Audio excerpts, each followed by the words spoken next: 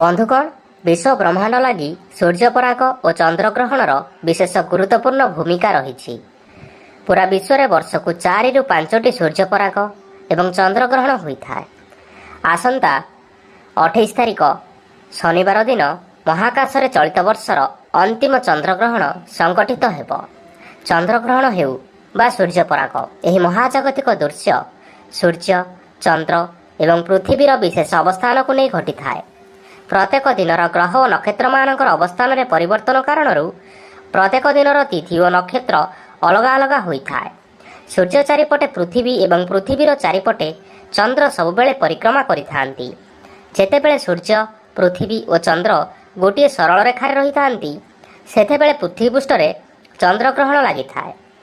ଜ୍ୟୋତିଷ ଶାସ୍ତ୍ର ଅନୁସାରେ ଚନ୍ଦ୍ରଗ୍ରହଣ ସମୟରେ ଗ୍ରହ ଓ ନକ୍ଷତ୍ରମାନଙ୍କର ଅବସ୍ଥାନରେ ବହୁତ ବଡ଼ ପରିବର୍ତ୍ତନ ହୋଇଥାଏ।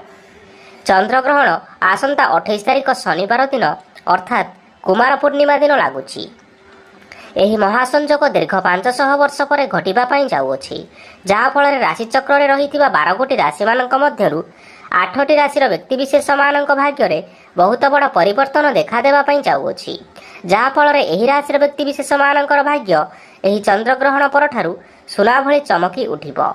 ତେବେ ସେହି ସବୁ ଭାଗ୍ୟଶାଳୀ ରାଶିମାନଙ୍କ ବିଷୟରେ ଏବଂ ଚନ୍ଦ୍ରଗ୍ରହଣର ସୂତକ ସମୟ ଓ ସ୍ପର୍ଶ ସମୟ ବିଷୟରେ ଜାଣିବା ଆଗରୁ ପ୍ରଥମେ ଜାଣି ରଖିବା ଗ୍ରହଣ ଲାଗିବା ସମୟରେ କ'ଣ କରିବେ ଓ କ'ଣ କରିବେ ନାହିଁ। ଏଥିସହିତ କୁମାର ପୂର୍ଣ୍ଣିମା ବା ଗଜଲକ୍ଷ୍ମୀ ପୂଜା ପାଳନ କରାଯିବ ନା ନାହିଁ। ତାହା ପୂର୍ବରୁ ଆପଣମାନଙ୍କୁ ଅନୁରୋଧ, ଏହି ଭିଡ଼ିଓକୁ ଗୋଟିଏ ଲାଇକ୍ କରିନିଅନ୍ତୁ ଏବଂ ଯଦି ଆପଣମାନେ ଏପର୍ଯ୍ୟନ୍ତ ଆମ ଚ୍ୟାନେଲକୁ ସବସ୍କ୍ରାଇବ୍ କରିନାହାନ୍ତି ତାହେଲେ ଏବେ ହିଁ ସବସ୍କ୍ରାଇବ୍ କରିନିଅନ୍ତୁ। ତେବେ ଆସନ୍ତୁ ଜାଣିବା। ଜ୍ୟୋତିଷ ଶାସ୍ତ୍ରରେ ଏହି ସମୟ ସୀମା ମଧ୍ୟରେ କେତେକ କାର୍ଯ୍ୟ କରିବା ପାଇଁ ମଧ୍ୟ ବାରଣ କରାଯାଇଛି। ତେବେ ଆସନ୍ତୁ ପରାଗ ଲାଗୁଥିବା ସମୟରେ କେଉଁ ସବୁ କାର୍ଯ୍ୟ କରିବା ଅନୁଚିତ ତାହା ସବୁ ଜାଣିନେବା, ଯାହାଦ୍ୱାରା ଆମକୁ ବହୁତ ଅସୁବିଧାର ସମ୍ମୁଖୀନ କରିବା ପାଇଁ ପଡ଼ିଥାଏ। ଏବଂ ଭିଡ଼ିଓର ଶେଷରେ ରହିଛି ଗ୍ରହଣର ସଠିକ୍ ସମୟ, କୁମାର ପୂର୍ଣ୍ଣିମା ବା ଗଜଲକ୍ଷ୍ମୀ ପୂଜାର ଶୁଭ ସମୟ, ଏଥିସହିତ ଶୁଭ ଅଶୁଭ ରାଶିଫଳ ବିଷୟରେ।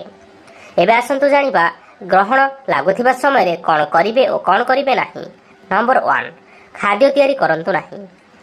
ଚନ୍ଦ୍ରଗ୍ରହଣ ସମୟରେ ଖାଦ୍ୟ ପଦାର୍ଥ ରୋଷେଇ କରିବା ପାଇଁ ଅଶୁଭ ମନାଯାଇଥାଏ। ଏହି ସମୟରେ ରନ୍ଧା ହୋଇଥିବା ଖାଦ୍ୟ ଜ୍ୟୋତିଷ ଶାସ୍ତ୍ର ଅନୁସାରେ ଅଶୁଦ୍ଧ ହୋଇଥାଏ।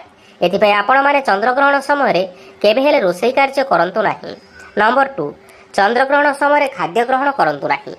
ଏହି ସମୟରେ ରନ୍ଧା ହୋଇଥିବା ଖାଦ୍ୟ ଗ୍ରହଣ କରିବା ସମ୍ପୂର୍ଣ୍ଣ ନିଷେଧ ଅଟେ। ଜ୍ୟୋତିଷ ଶାସ୍ତ୍ର ଅନୁସାରେ ଚନ୍ଦ୍ରଗ୍ରହଣ ସମୟରେ ରନ୍ଧା ହୋଇଥିବା ଖାଦ୍ୟ ଖାଇଲେ ଏହା ଆମ ଶରୀର ଉପରେ କୁପ୍ରଭାବ ପକାଇଥାଏ। ତେଣୁ ଗ୍ରହଣ ହେଉ ବା ପରାଗ, ଏହି ସମୟରେ ଶୁଖିଲା ଖାଦ୍ୟ ବା ଫଳମୂଳ ଇତ୍ୟାଦି ଆପଣମାନେ ଖାଇପାରିବେ। ଯଦି ଅତି ଆବଶ୍ୟକ ଅଟେ ତେବେ ଖାଦ୍ୟରେ ତୁଳସୀ ପତ୍ର ପକାଇ ଏହାକୁ ସେବନ କରିପାରିବେ। ନମ୍ବର 3, ଚନ୍ଦ୍ରଗ୍ରହଣ ସମୟରେ କୌଣସି ଶୁଭ କାର୍ଯ୍ୟ କରନ୍ତୁ ନାହିଁ ଏବଂ କୌଣସି ଶୁଭ କାର୍ଯ୍ୟ କରିବା ପାଇଁ ମଧ୍ୟ ଆଲୋଚନା କରନ୍ତୁ ନାହିଁ। ଏହାଦ୍ୱାରା ଆପଣଙ୍କ ପରିବାରରେ ଅନିଷ୍ଟ ହୋଇଥାଏ। ନମ୍ବର 4, ଚନ୍ଦ୍ରଗ୍ରହଣ ସମୟରେ ଦେବୀ ଦେବତାଙ୍କର ପୂଜା ନିଷେଧ ଅଟେ।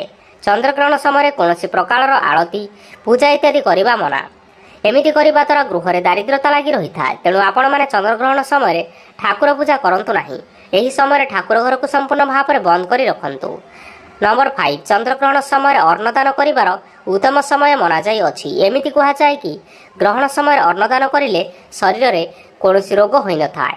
ତେଣୁ ଗ୍ରହଣ ଶେଷ ହେବା ପରେ ସ୍ନାନ କରିବା ଓ ପିନ୍ଧିଥିବା ବସ୍ତ୍ରକୁ ଧୋଇ ନେବା ଉଚିତ ଏବଂ ନିଜ ଘରେ ଗଙ୍ଗାଜଳ ଛିଞ୍ଚନ କରି ପବିତ୍ର କରିନେବା ଉଚିତ ଏବଂ ଏହାପରେ ନିଜର ସାମର୍ଥ୍ୟ ଅନୁସାରେ ଦୁଃଖୀ ଓ ଦରିଦ୍ର ଲୋକମାନଙ୍କୁ ଅନ୍ନ ବା ଅର୍ଥ ହିସାବରେ କିଛି ସାହାଯ୍ୟ କରିବା ମଧ୍ୟ ଉଚିତ, ଯାହାଦ୍ୱାରା ଆପଣଙ୍କୁ ଶୁଭ ଫଳ ପ୍ରାପ୍ତ ହୋଇଥାଏ। ନମ୍ବର 6, ଚନ୍ଦ୍ରଗ୍ରହଣ ସମୟରେ କାହା ସହ କଥାବାର୍ତ୍ତା ହୁଅନ୍ତୁ ନାହିଁ ଓ ସେହି ସମୟରେ ଭଗବାନଙ୍କର ମାଳା ଜପ କରନ୍ତୁ। ଏହାଦ୍ୱାରା ଗ୍ରହର ଖରାପ ପ୍ରଭାବ ଆପଣଙ୍କ ଉପରେ ପଡ଼ିପାରିନଥାଏ ଏବଂ ଚନ୍ଦ୍ରଗ୍ରହଣ ସମୟରେ ଚନ୍ଦ୍ରଙ୍କ ଠାରୁ ଆସୁଥିବା ଛାଇ ଅତ୍ୟନ୍ତ କ୍ଷତିକାରକ ହୋଇଥାଏ। ଏଥିପାଇଁ ଚନ୍ଦ୍ରଗ୍ରହଣ ସମୟରେ ଆପଣମାନେ ଘରର ସମସ୍ତ କବାଟ ଓ ଝରକା ଇତ୍ୟାଦି ବନ୍ଦ କରି ରଖନ୍ତୁ, ଯାହାଦ୍ୱାରା ଚନ୍ଦ୍ରଙ୍କର ଛାଇ ପ୍ରବେଶ କରିପାରିବ ନାହିଁ। ନମ୍ବର 7, ଚନ୍ଦ୍ରଗ୍ରହଣ ସମୟରେ ଶାରୀରିକ ସମ୍ବନ୍ଧ ରଖନ୍ତୁ ନାହିଁ। ଏହି ସମୟରେ ନକାରାତ୍ମକ ଶକ୍ତିର ପ୍ରଭାବ ଅଧିକ ରହିଥିବା ହେତୁ ବିବାହିତ ପୁରୁଷ ଓ ମହିଳାମାନେ ଶାରୀରିକ ସମ୍ପର୍କ କେବେ ହେଲେ ରଖନ୍ତୁ ନାହିଁ। ଏହାକୁ ଜ୍ୟୋତିଷ ଶାସ୍ତ୍ରରେ ଅଶୁଦ୍ଧ ମନାଯାଇଛି। ଏହାଦ୍ୱାରା ଆପଣଙ୍କର ସମ୍ପର୍କରେ ଫାଟ ସୃଷ୍ଟି ହୋଇଥାଏ ଏବଂ ଏହାର କୁପ୍ରଭାବ ଆପଣଙ୍କ ସନ୍ତାନମାନଙ୍କ ଉପରେ ମଧ୍ୟ ପଡ଼ିଥାଏ। ନମ୍ବର 8, ଚନ୍ଦ୍ରଗ୍ରହଣ ସମୟରେ କୌଣସି ଗଛ ସହ ଲାଗିବା ପତ୍ର ଏବଂ ଫୁଲ ଫଳ ଇତ୍ୟାଦି ତୋଳିବା ଉଚିତ ନୁହେଁ। ଏହାଦ୍ୱାରା ଆପଣଙ୍କର ହାନି ମଧ୍ୟ ହୋଇଥାଏ। ନମ୍ବର 9, ଜ୍ୟୋତିଷ ଶାସ୍ତ୍ର ଅନୁଯାୟୀ କୌଣସି ଗ୍ରହର ଖରାପ ସମୟରେ ଯଦି ଆପଣମାନେ ନଖ କାଟୁଛନ୍ତି ବା ଚୁଟି କାଟୁଛନ୍ତି ତେବେ ଏହା ଅଶୁଭ ଅଟେ। ତେଣୁ ସାଧାରଣତଃ ଚନ୍ଦ୍ରଗ୍ରହଣ ହେଉ ବା ସୂର୍ଯ୍ୟପରାଗ ଏହି ସମୟରେ ନଖ ବା ଚୁଟି କାଟିବା ଉଚିତ ନୁହେଁ। ତାହେଲେ ଆପଣମାନେ ଏହି ଚନ୍ଦ୍ରଗ୍ରହଣ ସମୟରେ କେବେ ହେଲେ ଚୁଟି ବା ନଖ ଇତ୍ୟାଦି କାଟନ୍ତୁ ନାହିଁ। ନମ୍ବର 10, ଚନ୍ଦ୍ରଗ୍ରହଣ ସମୟରେ କୌଣସି ଗରିବ ବା ଅସହାୟ ମଣିଷକୁ ଅପମାନ କରିବା ଉଚିତ ନୁହେଁ। ଏମିତି କରିବା ଦ୍ୱାରା ଶନିଦେବ କ୍ରୋଧିତ ହୋଇଥାନ୍ତି। ତେଣୁ ବନ୍ଧୁଗଣ, ଚନ୍ଦ୍ରଗ୍ରହଣ ସମୟରେ ଏହିସବୁ କାର୍ଯ୍ୟ କରନ୍ତୁ ନାହିଁ। ଦେଖିବେ ଆପଣମାନଙ୍କର ନିଶ୍ଚୟ ମଙ୍ଗଳ ହେବ। ଏଥିସହିତ ଏବେ ଆସନ୍ତୁ ଜାଣିବା ଗ୍ରହଣ ଲାଗିବାର ସଠିକ୍ ସମୟ। ସାଧାରଣତଃ ଗ୍ରହଣ ଲାଗିବାର 9 ଘଣ୍ଟା ବା 3 ପ୍ରହର ପୂର୍ବରୁ ଏବଂ ପରାଗ ଲାଗିବାର 12 ଘଣ୍ଟା ବା 4 ପ୍ରହର ପୂର୍ବରୁ ପାକ ନିଷେଧ ବା ହାଣ୍ଡିଛାଡ଼ କରାଯାଇଥାଏ। ଏହି ସମୟକୁ ଆମେ ସୂତକ ସମୟ ମଧ୍ୟ କହିଥାଉ। ଏହି ଗ୍ରହଣ ଲାଗୁଥିବା ସମୟରେ ଖାଦ୍ୟ ଗ୍ରହଣ କରିବାକୁ ମଧ୍ୟ ବାରଣ କରାଯାଇଛି, କାରଣ ଗ୍ରହଣ ଲାଗୁଥିବା ସମୟରେ ପେଟରେ କିଛି ଖାଦ୍ୟ ପଦାର୍ଥ ନ ରହିବା ହିଁ ଭଲ। ତେଣୁ ସାଧାରଣତଃ ଚନ୍ଦ୍ରଗ୍ରହଣ ଲାଗିବାର 9 ଘଣ୍ଟା ପୂର୍ବରୁ ହାଣ୍ଡିଛାଡ଼ କରାଯାଇଥାଏ। ତେବେ ଏହି ଚନ୍ଦ୍ରଗ୍ରହଣ ସୂତକ ସମୟ ବା ପାକ ନିଷେଧର ସମୟ ହେଉଛି 28 ଅକ୍ଟୋବର 2023 ଶନିବାର ଦିନ 2:32 ଆରମ୍ଭ ହେବ ଏବଂ ମଧ୍ୟରାତ୍ରି 3:55 ପର୍ଯ୍ୟନ୍ତ ଲାଗି ରହିବ। ଯେହେତୁ ସୂତକ କାଳ ମଧ୍ୟରାତିରେ ସମାପ୍ତ ହେଉଛି, ତେଣୁ ଏହା ରବିବାର ଅର୍ଥାତ୍ 29 ତାରିଖ ସୂର୍ଯ୍ୟୋଦୟ ପର୍ଯ୍ୟନ୍ତ ମାନ୍ୟ ହେବ। ଏହି ସମୟରେ ଦେବନୀତି, ରନ୍ଧନ କାର୍ଯ୍ୟ ଓ ଭୋଜନ କାର୍ଯ୍ୟକୁ ବାରଣ କରାଯାଇଛି।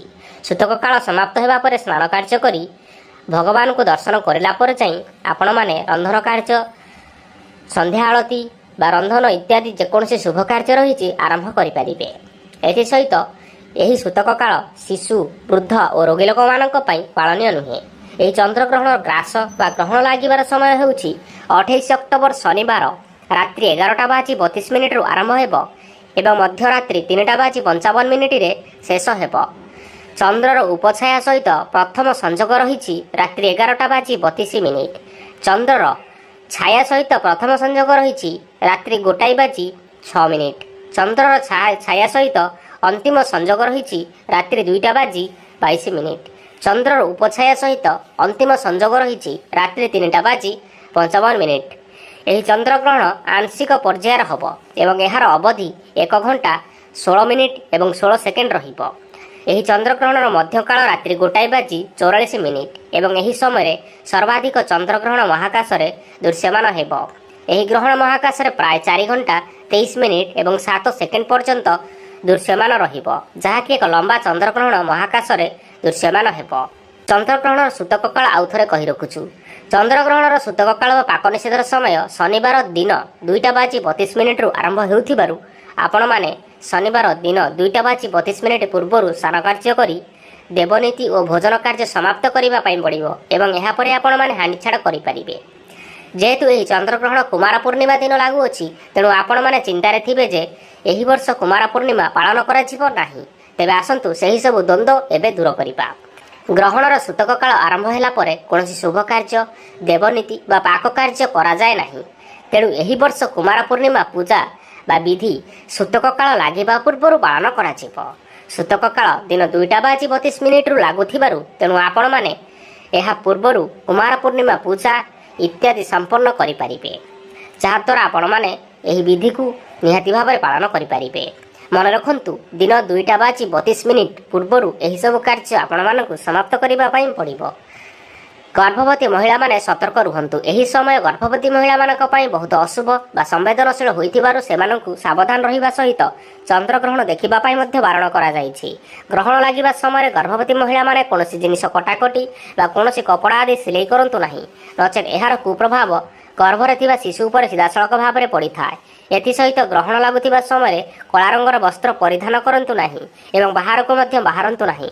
ଚନ୍ଦ୍ରଗ୍ରହଣ ସମୟରେ ଯଦି ଚନ୍ଦ୍ରର ଛାୟା କୌଣସି ଗର୍ଭବତୀ ମହିଳା ଉପରେ ପଡ଼ିଯାଏ, ତେବେ ତାହାର ଗର୍ଭର ପ୍ରଥମ ଶିଶୁକୁ ଶାରୀରିକ ଦୋଷ ଲାଗିଥାଏ, ଯାହା ଭବିଷ୍ୟତରେ ବହୁତ ବଡ଼ ସମସ୍ୟା ସୃଷ୍ଟି କରିଥାଏ। ତେଣୁ ଗର୍ଭବତୀ ମହିଳାମାନେ ଏହି ସମୟରେ କେବେ ହେଲେ ବାହାରକୁ ବାହାରନ୍ତୁ ନାହିଁ। ଏଥିସହିତ ଜ୍ୟୋତିଷ ଶାସ୍ତ୍ର ଅନୁସାରେ ଏହି ଚନ୍ଦ୍ରଗ୍ରହଣ କାରଣରୁ ଗ୍ରହ ନକ୍ଷତ୍ରମାନଙ୍କର ସ୍ଥାନରେ ବହୁତ ବଡ଼ ପରିବର୍ତ୍ତନ ଦେଖାଦେବା ପାଇଁ ଯାଉଅଛି।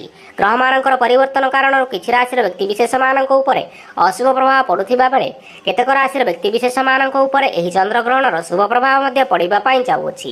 ତେବେ ରାଶିଚକ୍ରରେ ରହିଥିବା 12 ଗୋଟି ରାଶିମାନଙ୍କ ମଧ୍ୟରୁ କେବଳ ଏହି 8ଟି ରାଶିର ବ୍ୟକ୍ତିବିଶେଷମାନଙ୍କ ଉପରେ ଏହି ଚନ୍ଦ୍ରଗ୍ରହଣର ଶୁଭ ପ୍ରଭାବ ପଡ଼ିବା ପାଇଁ ଯାଉଅଛି।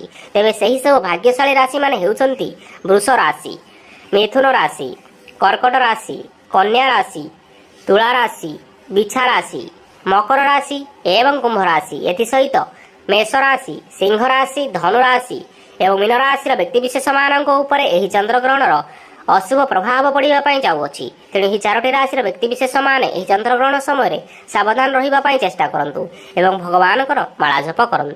ତେବେ ବନ୍ଧୁଗଣ, ଆଶା କରୁଛୁ ଆପଣମାନେ ଏହି ଭିଡ଼ିଓ ମାଧ୍ୟମରେ ଏହି ଚନ୍ଦ୍ରଗ୍ରହଣର ସମ୍ପୂର୍ଣ୍ଣ ବିଷୟବସ୍ତୁ ଜାଣିବାକୁ ପାଇପାରିଥିବେ। ଆଶା କରୁଛୁ ଏହି ଭିଡ଼ିଓଟି ଆପଣମାନଙ୍କୁ ପସନ୍ଦ ଆସିଥିଲେ ଭିଡ଼ିଓକୁ ଲାଇକ୍ କରିବା ସହିତ ଆପଣଙ୍କ ଫ୍ରେଣ୍ଡମାନଙ୍କ ସହିତ ସେୟାର କରିନିଅନ୍ତୁ। ଧନ୍ୟବାଦ।